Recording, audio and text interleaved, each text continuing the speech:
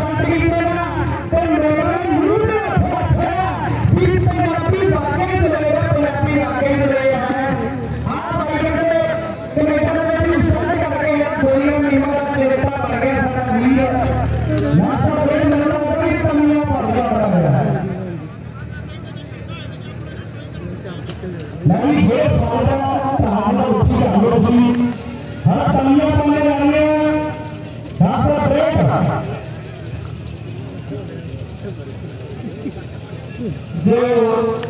बाबा मेला committee 500 रुपया मारे वाले 500 रुपया होगा बाबा मेला कमेटी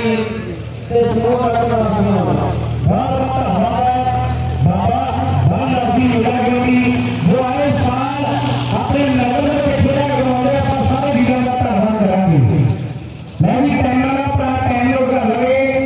हर कलिया नगरीय ताजरी पहला पुराने स्टार्ट किए हैं कि हम कलिया में जब दिखाई जा रही है मेरी दर्शक का बड़ा हुजूम है सारे दर्शकों का अपना बहुत बहुत धन्यवाद करते हैं जिन्हें भी सब हुई है वाकई दुनिया 24 सीढ़ियां के माले वाला है तो इन्हों की भीड़ मिली पूरी हुई है रातों बटे ट्रैक्टर लेके सारे ही आए हम तालियां नगर तालियां पाएंगे तो टाइम का भाव बेटी अपना टाइम रोक करके रखे बाकी भी की बेटी करते हैं ट्रैक्टर लगे हुए हैं असं जिले जिले बोला गए उस हिसाब से अपने जेरे ट्रैक्टर लेके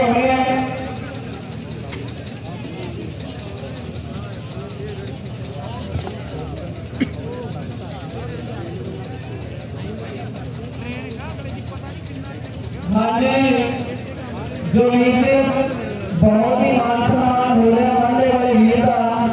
जो 500 रुपया पहला दिता गया स्वर्गवासी भगवान सिंह परिवार को 2100 रुपया दिता गया बाबा बरदास मेला कमेटी वालों 5500 रुपये का इन्होंने नाम दिता जाता है खुश होकर 5500 रुपये बाबा बरदास मेला कमेटी वालों बाई वाले वाले को दिता जाता है जी। हाँ जी नाम जो सारे भाई को जा रहे हैं बहुत खुश है सारे वीर नाम